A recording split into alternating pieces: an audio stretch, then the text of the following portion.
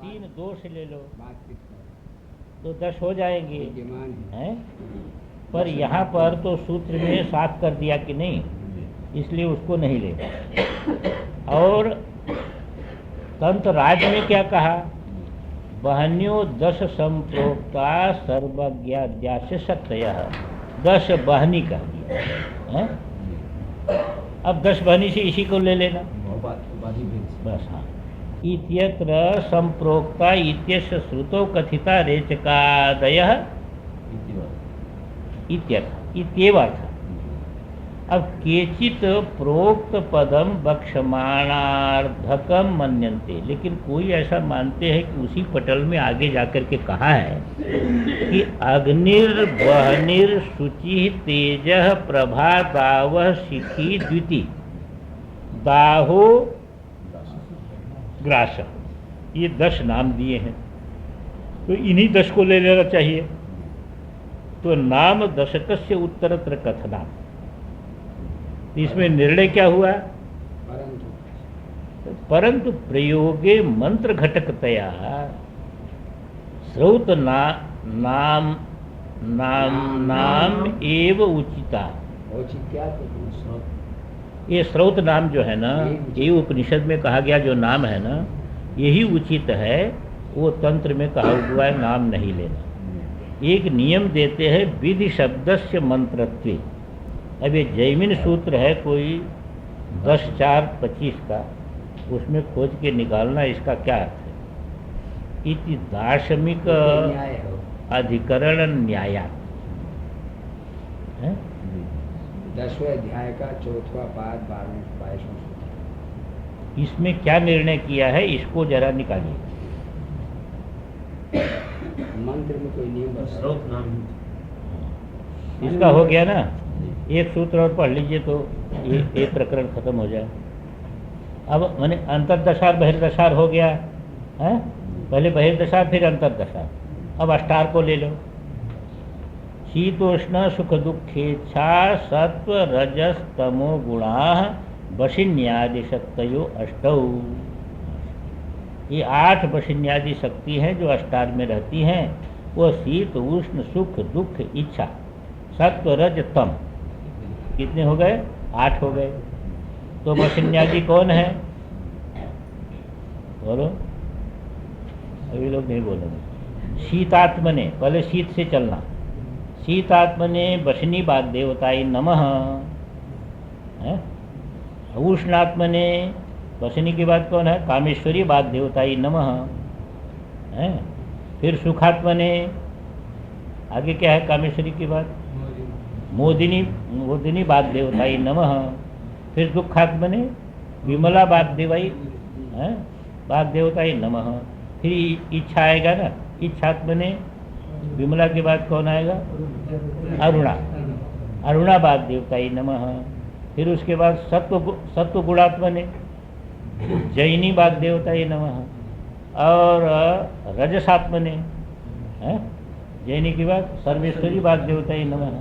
और फिर उसके बाद तमसात्मने कौलिनी बात देवताई नमः।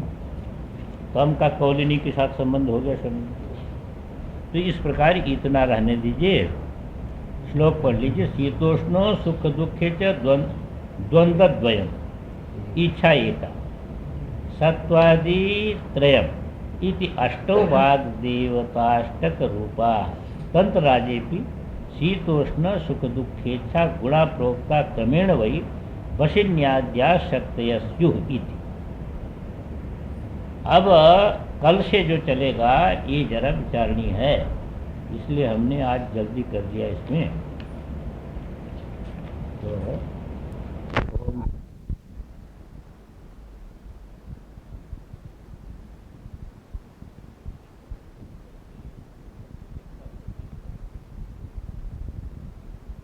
उसको आत्मसात कर दिया, नाम रूप का विलापन करके, नाम रूप का तिरस्कार करके चिद रूप से गया। अभी विश्व को संचालन करने वाली जो शक्तियां हैं उसी चक्र में निहित है। वो शक्तियां तो हमको नहीं दिखाई देती हैं, अरे जगत दिखाई देता है। पर जगत ये जड़ जो दिखाई देता है इसी से नहीं जगत चल रहा है। अनंत शक्ति। हाँ, इसके अंदर अनंत शक्तियां हैं। जैसे आपका स्थूल शरीर दिखाई देता है पर स्थूल शरीर से नहीं चल रहा है, ये कोई व्यवहार नहीं चल रहा है स्थूल शरीर से। सारा व्यवहार का केंद्र स्थूल शरीर हो रहा है और स्थूल शरीर से कुछ नहीं चल रहा है। चल रहा है आपके सूक्ष्म शरीर बने शक्ति रूप से चल रहा है। इसके अंदर जो शक्ति निहित है वो शक्ति से चल रहा है और वो शक्ति नहीं दिखाई देती किसी को।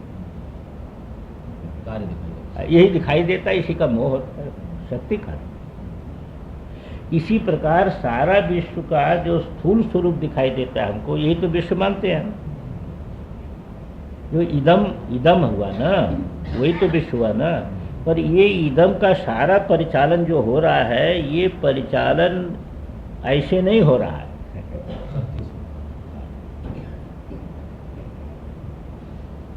हृदय चल रहा है ऐसे नहीं चल रहा है। बुद्धि संकल्प स्फुरित हो रहा है ऐसे नहीं स्फुरित हो रहा है। ये सब की शक्तियां हैं जो चला तो सारे विश्व को चलाने वाली शक्तियां हैं। वही शक्तियां ये आवरणों में आपको दिखाई दी।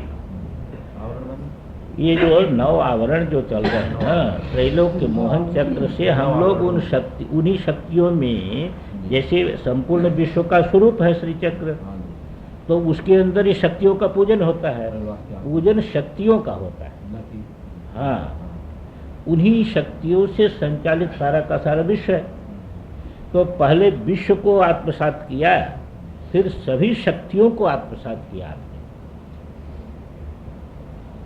जितनी शक्तियां हैं उसको स्वशक्ति रूप में जब तक आप आत्मसात नहीं करेंगे, यही तो आगम की प्रक्रिया में ही है ना, वो स्वशक्ति होगा। तो इसलिए सारा विश्व जो है में जो कुछ भी हो रहा है वह आपके द्वारा आपकी शक्ति से विश्व। इसलिए जो शिव योगी है संपूर्ण विश्व को अपना शरीर देखता है।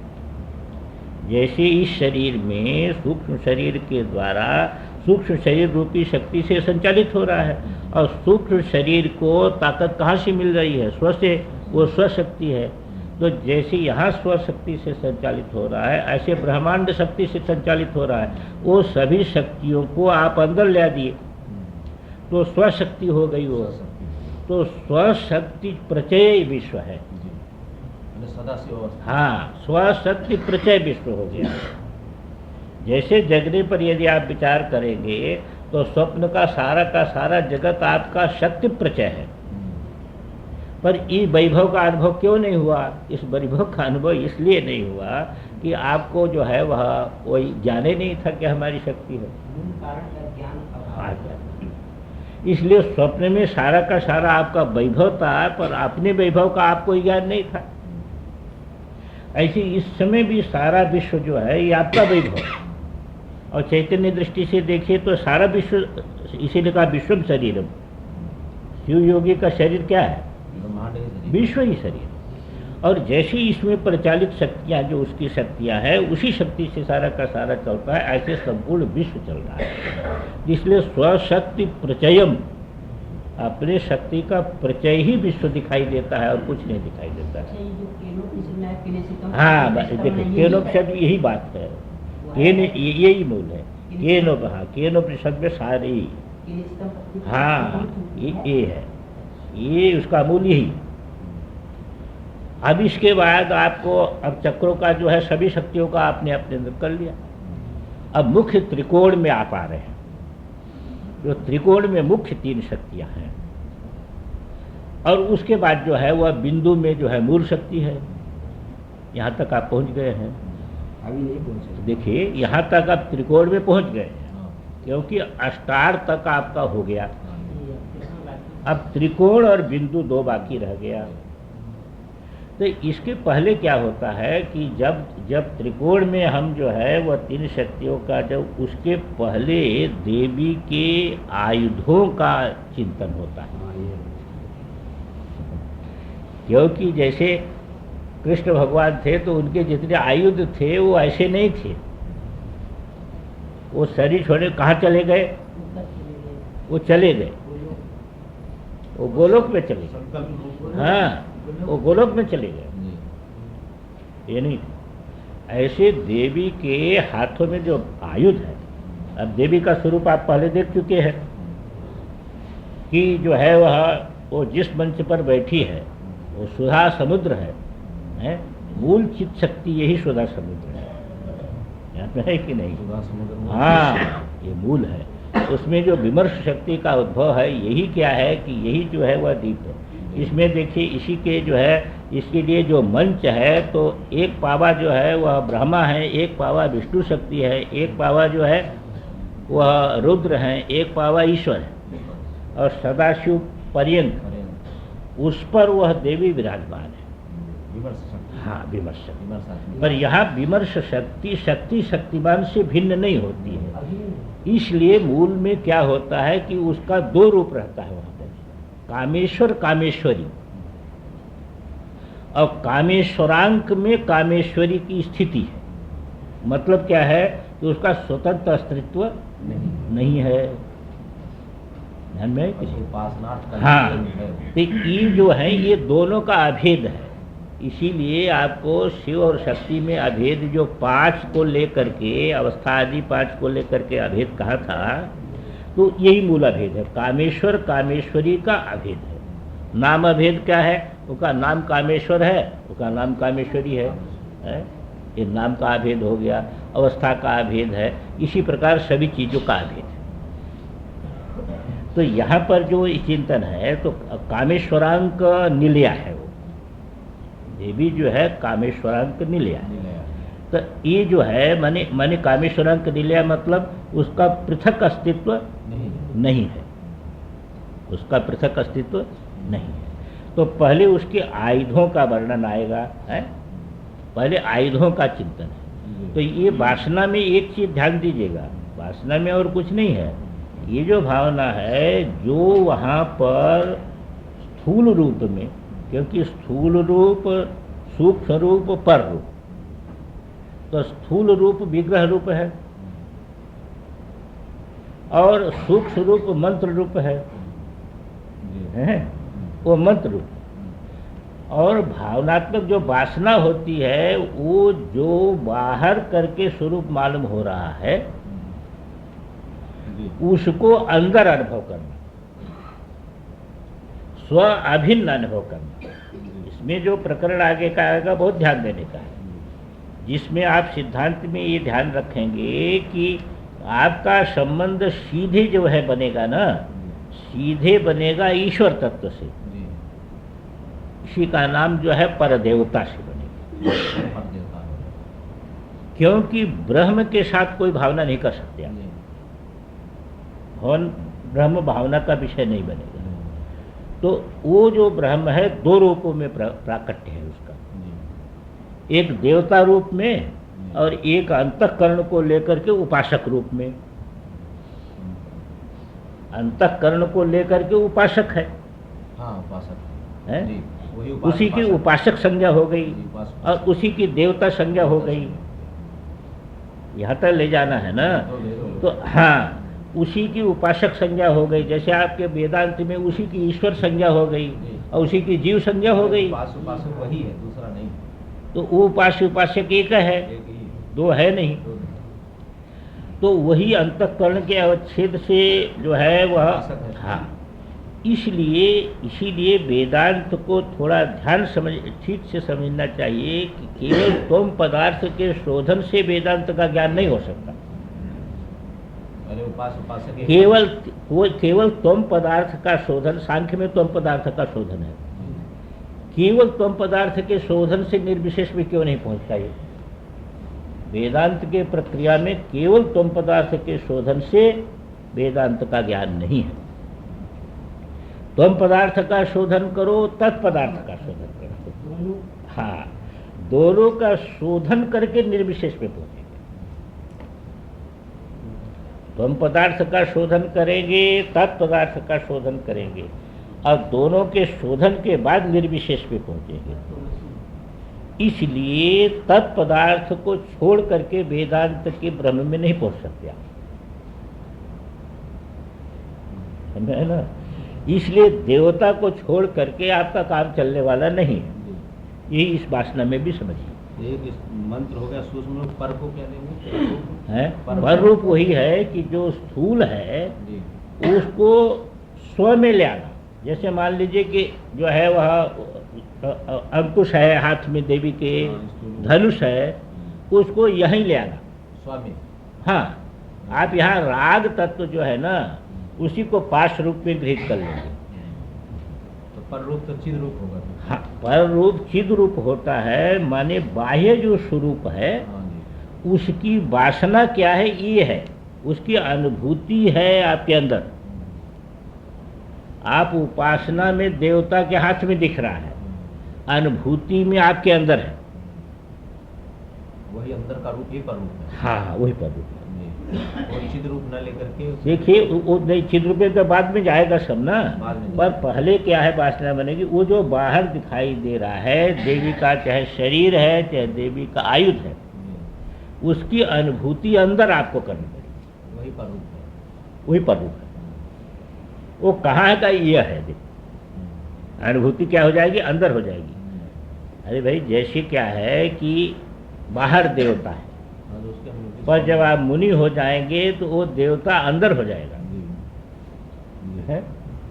बाहर का देवता अंदर ले जाने के लिए है, अंदर पहुंचाने के लिए है, आपको बाहर रखने के लिए नहीं है। अर्थात जो बाहर चीजें हैं उनको अंदर भावना ही पर रूप नहीं, हम उसको यही प्रत्यक्ष करेंगे, आप उस रूप में प्रत्यक्ष करेंगे। जी। जैसे देवी के हाथ में पाश है, उस पाश को आप आध्यात्म में राग रूप में उसको देख लेंगे।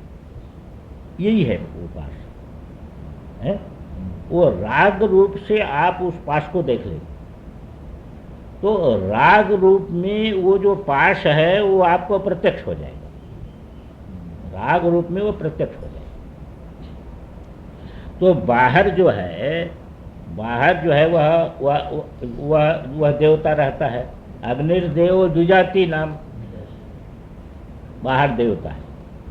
मुनि नाम हृदय दैवतम। अब देवता क्या हो गया, आपके अंदर हो गया। अब चिदग्नि हो गई। जी। जो बाह्य अग्नि थी वो आपको चिदग्नि रूप में दिखने लगी अंदर, है ना।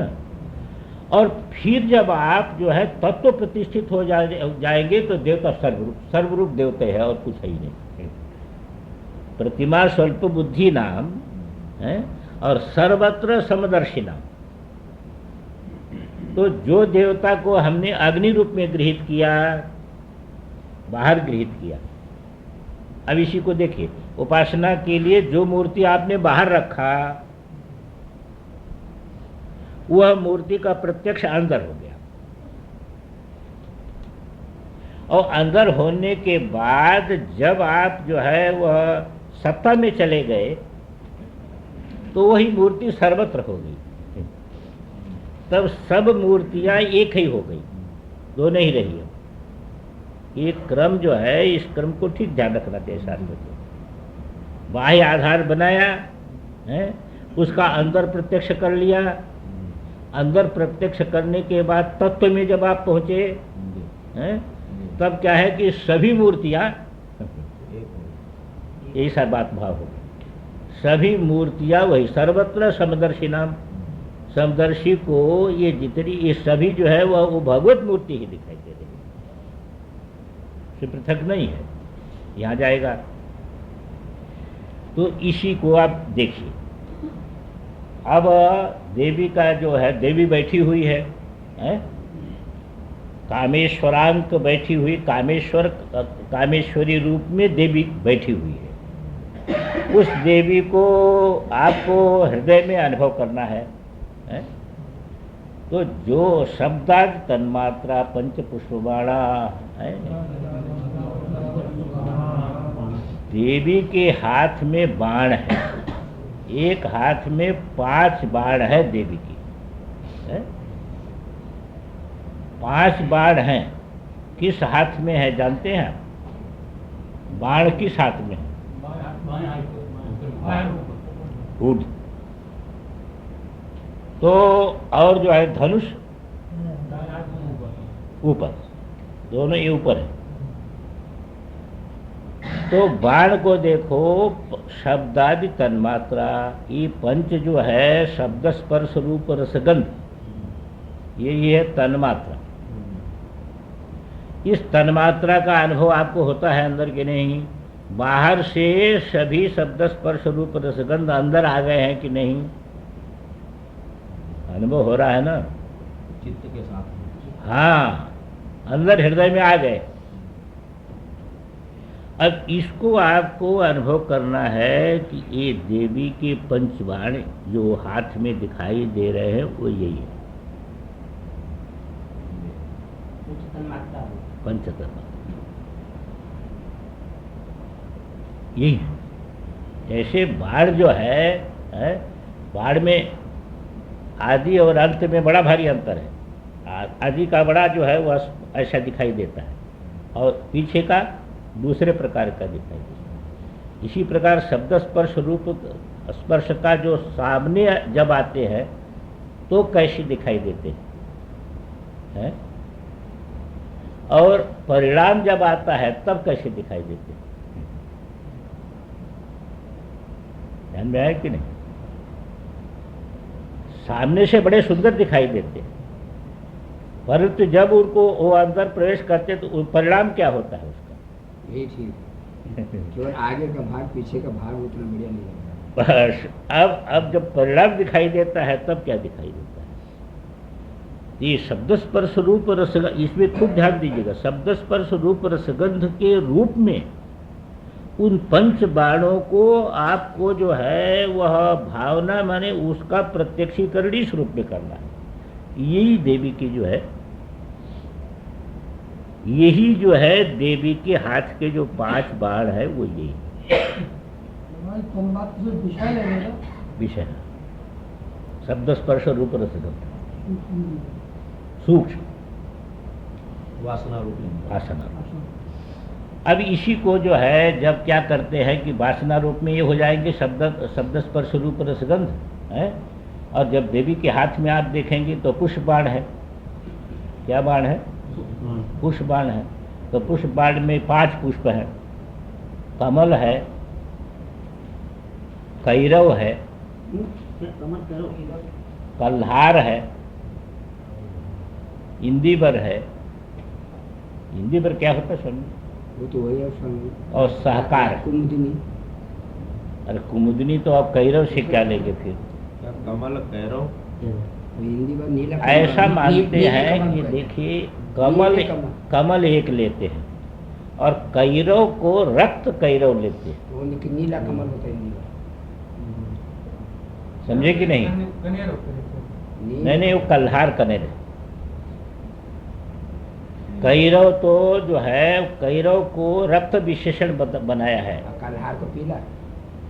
कल्हार में विशेषण नहीं दिया है पर कैरव में विशेषण दिया है, क्योंकि कैरव सफेद भी होता है। इंदी बार नील कमल होता है। इंदी पर नील कमल है, और ये रक्त कमल है, और कैरव को भी रक्त विशेषण दिया है।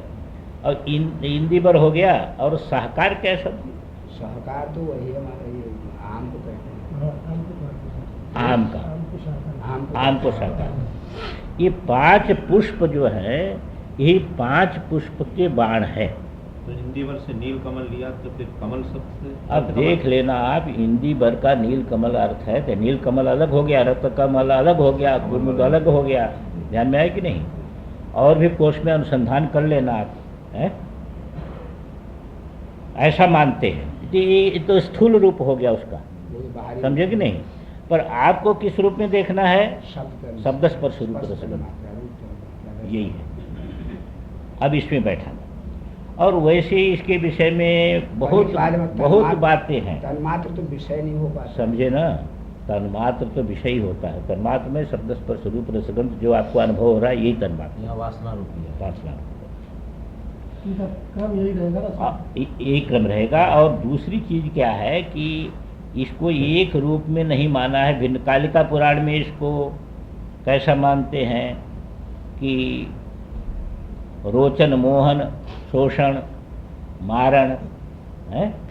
आकर्षण, कर्षण, रोचन कालिका पुराण के अंदर इसका नाम है कर्षण रोचन मोहन शोषण मारण। ये 5 शक्ति रखने वाले वो बाण हैं। अब इसको आप यदि जो है वह ये ज्ञानार्णव के अनुसार देखेंगे तो थोड़ा बदल जाता है नाम, उसको भी चाहे तो लिख लीजिए। शोषण शोषण है, शोषण और जो है वह आकर्षण, शोषण मोहन आकर्षण वश्य उन्माद। शोषण मोहन शोषण मोहन आकर्षण वश्य उन्मादक। एक और रह गया ना, द्रावण।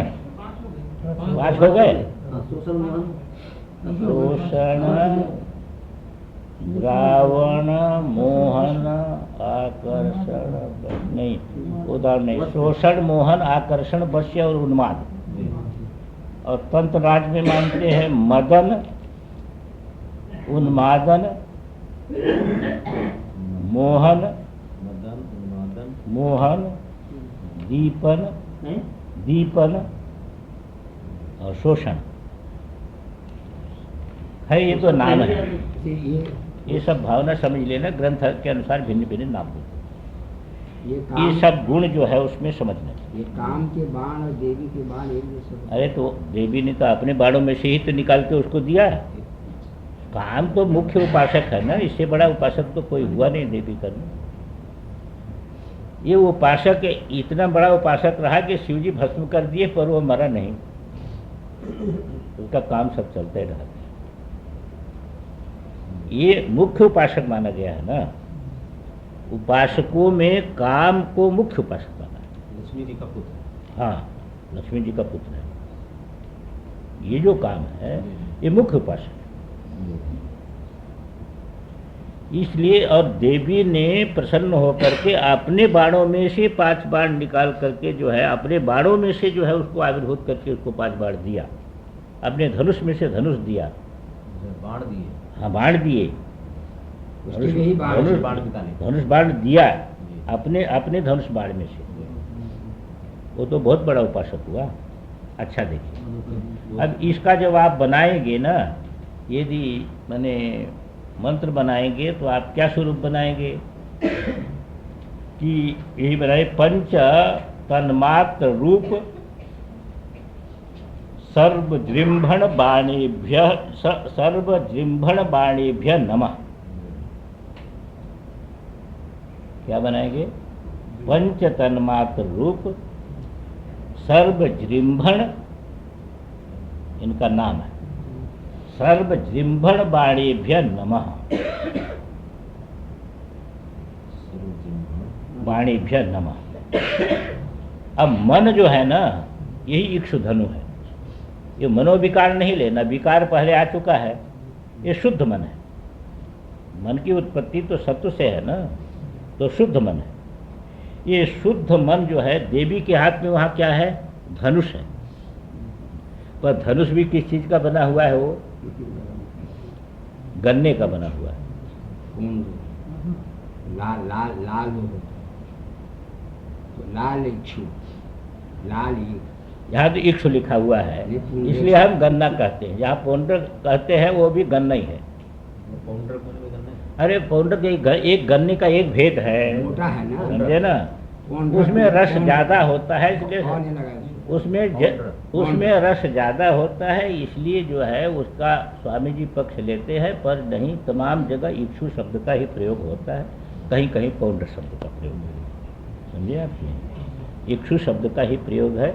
इसलिए ललितोपासक को इक्षु चूसने का निषेध है। केवल लाल नहीं खाते। अरे भाई, ये आपका अर्थ है, शास्त्र का अर्थ नहीं।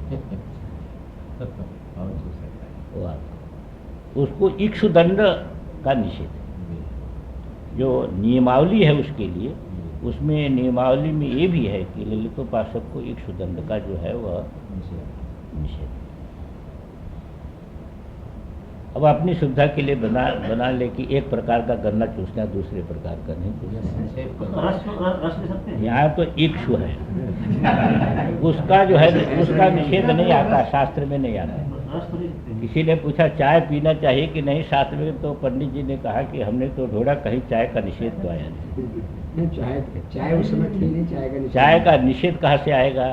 उसमें विहित भी नहीं है, विहित भी नहीं। चाय का निषेध तो शास्त्र में मिला नहीं, क्योंकि चाय शब्द ही नहीं था उस समय, निषेध नहीं आया। तो मन जो देखो, मन के रूप में उसका अनुभव करना, शुद्ध मन में आप उसको अनुभव करें, यही है इक्षुधनु है। आपका जो मन है ना, ये जो मन है, क्योंकि यहाँ पर आपको देवी रूप करना है, अपना स्वरूप देवी का रूप बनेगा आपका, तो आप देवी रूप हो जाएंगे, और मन जो है वो धनुष रूप हो जाएगा, और विषय अनुभूति जो है वो बाण रूप हो जाएगी। इसमें जो वासना बनाएंगे तो देवी ही आपका स्वरूप बनेगा ना, वही स्वात्मा है, स्वात्मा वही है, वही अंतःकरण और छेद से यहाँ पर जो है उपासक हो गया।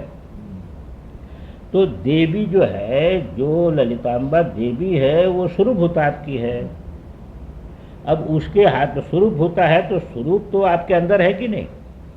स्वरूप आपके अंदर है, तो उसके देवी के हाथ में जो बाण है वो क्या है? शब्द स्पर्श रूप रसगंध की जन्म होती है बाण।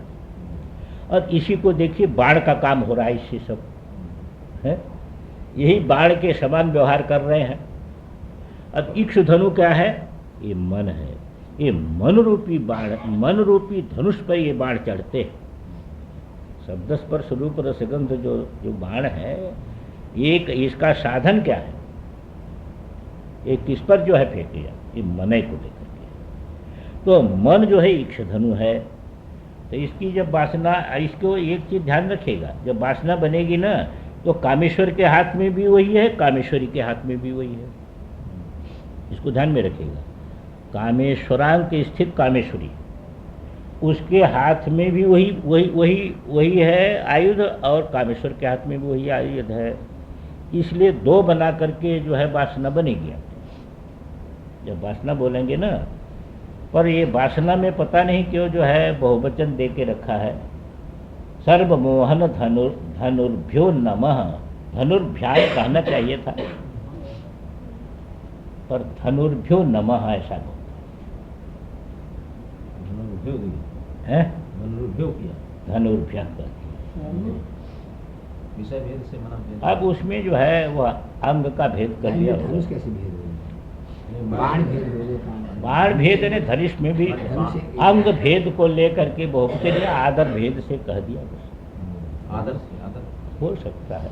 नहीं तो ऐसा क्यों दिया? नहीं तो देना चाहिए था कि धनुर्भ्याम नमः। धनुर्भ्याम दो का है ना, दो क्या? दो का है ना, कामेश्वर के हाथ में एक धनुष है, कामेश्वरी के हाथ में एक धनुष है? तो धनुर्भ्याम कहना चाहिए था। अच्छा, अब बाण भी अब बढ़ गए, 10 बाण हो गए। अब देखिए, खैर वो तो वहाँ पर कोई नहीं, वो पंचे का वहाँ पर पंच एक हाँ, संज्ञा है, इसलिए कोई बात नहीं। राग पाश है, राग यहाँ होना चाहिए, हाँ विसर्ग होना। विसर्ग होना चाहिए। राग पाश, जो पाश रखा है, किस हाथ में पाश है? दोनों जग से, उसमें पाश है। तो वो क्या है? आपके अंदर जो राग तत्व है, क्या समझना आप? वही फांसी। वो राग तत्व लेना, इच्छा को नहीं लेना, इच्छा शब्द पहले आ चुका है, हैं? इसलिए राग तत्व जो है, प्रीति, जो जिससे प्रीति होती है ना, अरे राग के कारण जो तत्व में एक राग तत्व आता है ना पंचकंचुक में, उसी के कारण आप कहीं तृप्ति, थोड़ी तृप्ति का अनुभव करते हैं, बाकी अतृप्ति का अनुभव करते हैं? तो ये प्रीत्यात्मक जो राग तत्व आपके अंदर है, वही क्या है? पाश है। तो यहाँ पर जो ऐसा सर्वशंकर पाशाभ्याम नमः, सर्वशंकर पाशाभ्याम नमः, है ना? और द्वेषो अंकुश, ये जो अंकुश है, वही आपके अंदर अंदर जो द्वेष क्रोध शक्ति है, ये अंकुश के समान है। तो पहले इसकी वासना लिख लीजिए, फिर बताता हूँ। सर्वस्तंभन कर अंकुशाभ्याम, सर्वस्तंभन कराभ्याम अंकुशाभ्याम या करांकुशाभ्याम है, या तो समस्त पद कर दीजिए तो दीर्घ हो जाएगा ना। करांकुशाभ्याम नमः। अब यहाँ पर पहले भी मैं बता चुका हूँ, उसको थोड़ा ध्यान देंगे। भिन्न भिन्न, ये तो एक के अनुसार दे दिया है। ललिता सहस्त्रनाम में भी यही आता है, वामकेश्वर में भी यही आता है। कहीं कहीं एक जगह जैसे श्री क्रम में आएगा तो वहाँ पर इच्छा शक्ति रूप जो है, इच्छा ज्ञान क्रिया यही लिया है।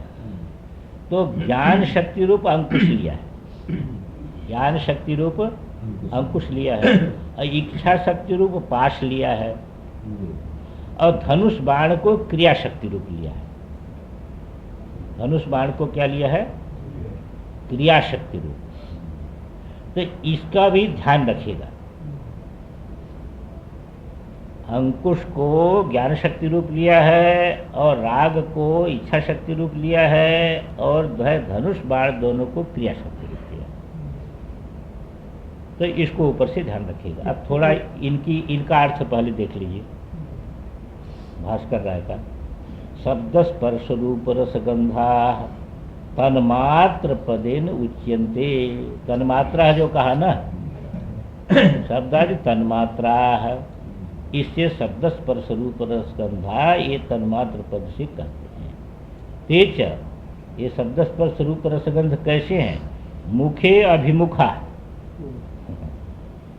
अब इनका क्या तात्पर्य है स्वामी जी बोलिए। मुखे लगाने कोई जरूरत नहीं थी। ये लिखे मुखे अभिमुखा और अंते परुषा। हाँ, पहले आदि में कैसे हैं? बड़े अच्छे लगते हैं। अच्छे लगते हैं। अभिमुखा माने अच्छे लगते हैं, सामने व्यक्ति आ जाए अच्छा अनुकूल मालूम पड़ता है।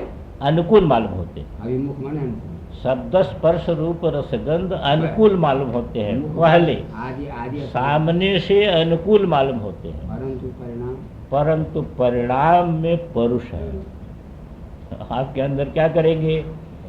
आपके अंदर जो है वह एक तो क्या करेंगे कि अब शब्द स्पर्श रूप रसगंध का जो भोग है इसमें शक्ति क्षीण होगी। दूसरे क्या, उसका राग उत्पन्न कर देंगे।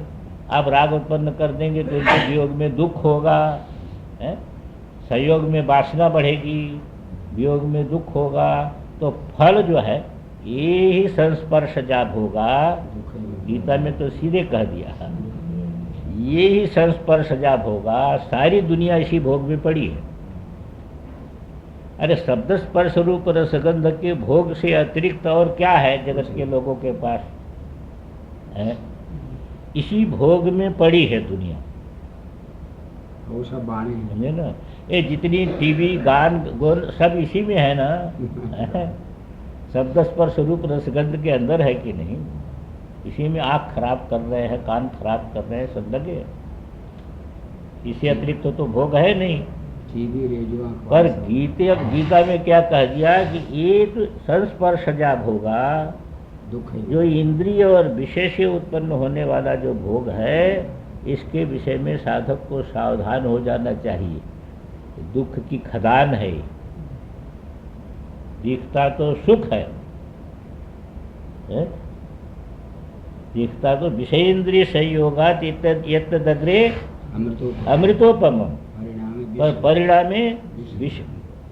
तो या कह दिया यही संस्पर्श जब होगा दुख, ये नहीं, यही दुख की खजान है। इसलिए न तेषु रमते बुधा। विवेकी इसमें रस नहीं लेता है। विवेकी इनमें शब्द स्पर्श रूप रसगंध में रस नहीं लेता है, सावधान रहता है। शब्द स्पर्श रूप रसगंध को ग्रहण करता है इंद्रियों से, है, परंतु इसमें जो है रस नहीं ग्रहित करता, सावधान रहता है, क्योंकि वो जान लेता है कि यही दुख का खदान है। तो ऐसी खदान क्यों पालना अपने हृदय में? अब देखिए, इसलिए कहा कि अभिमुखा अंत्य पुरुषात बाण बाण अभिन्ना, इसलिए बाण से अभिन्न कह दिया। अविकृतम तो मन, यहाँ पर मन लेना कौन? अविकृत मन। यही पुंडरेक्ष चाप रूपम। ध्यान में आए कि नहीं? ये मन क्या काम करता है? विषय परामर्श रूपाणाम इंद्रियाणाम प्रेरकत्वात्। इसलिए पुंड्र शब्द आता है, पाउंडर नहीं आता।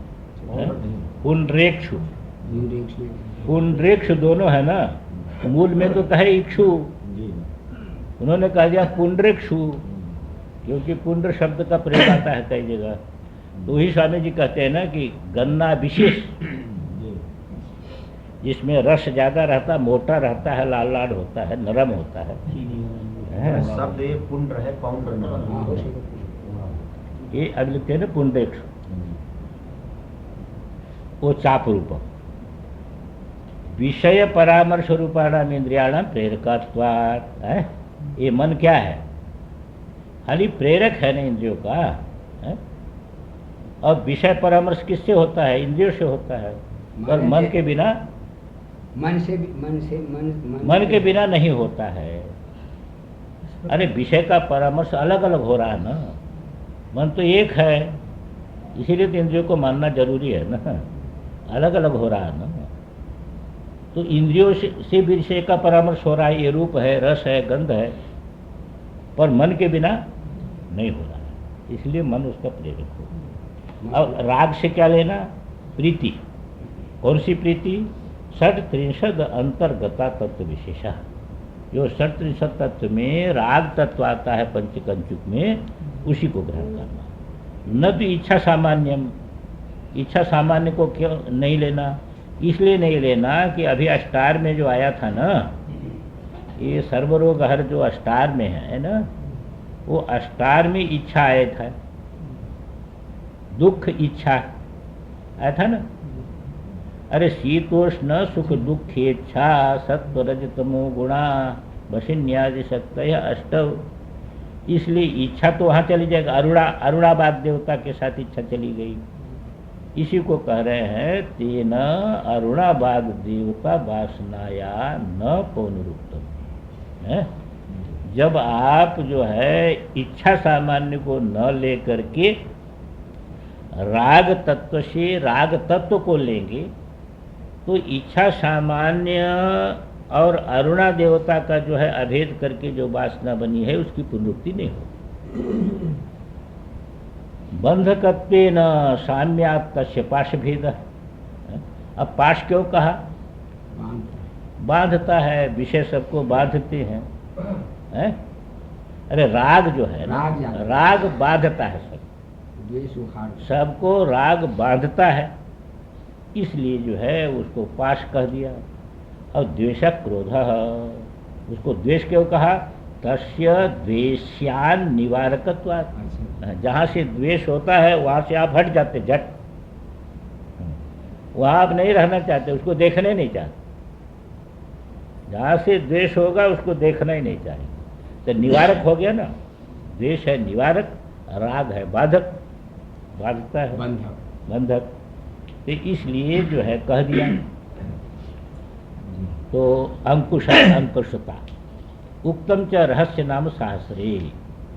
रहस्य नाम शास्त्र में मैंने ललिता सहस्रनाम में कह दिया है कि रागस्वरूप पाषाढ़्या क्रोधाकारांकुशोज्वला मनो रूपेक्ष कोदंडा पंच तन्मात्र सहायका। कि जो देवी है ललिता, तो राग एव जो है, राग स्वरूप का अर्थ वहाँ पर क्या किए जानते हैं? राग एव है, स्व का अर्थ कर दिया वासना रूप। यस, राग ही है वासना रूप जिसका। क्या वासना रूप? किसका वासना रूप है राग?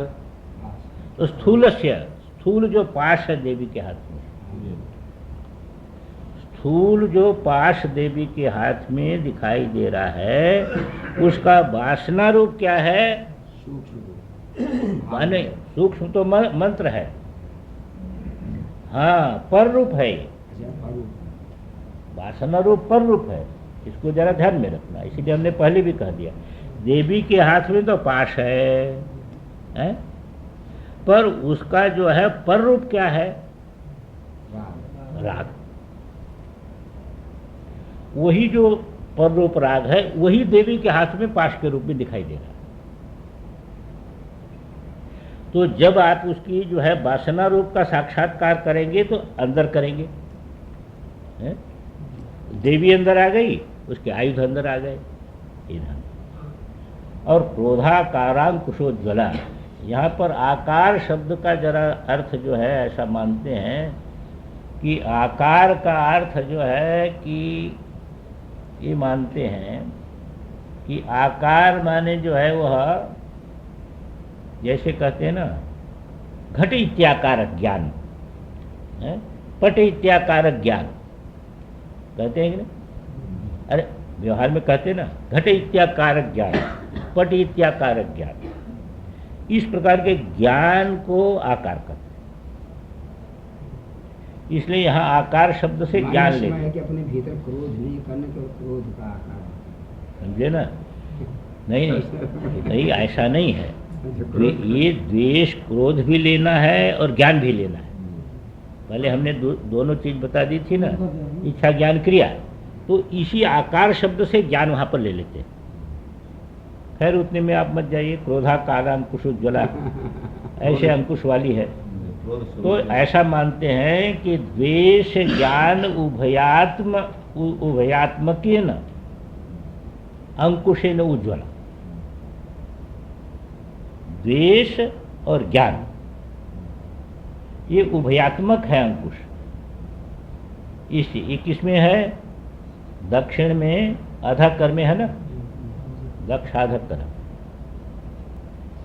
और मनो रूपेक्षु को दंडा, मन रूप जो है इक्षु का धनुष है, मन ही धनुष है। और पंच तन्मात्र सहायका और पंच तन्मात्रा यही बाण है। तंत्रराज में भी यही बात कही है।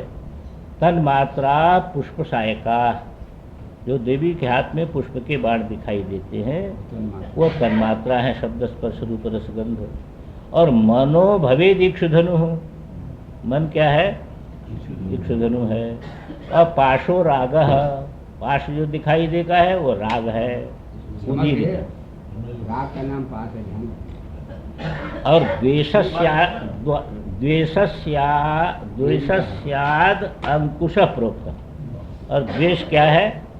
अंकुश। देवी के हाथ में जो अंकुश है उसको द्वेष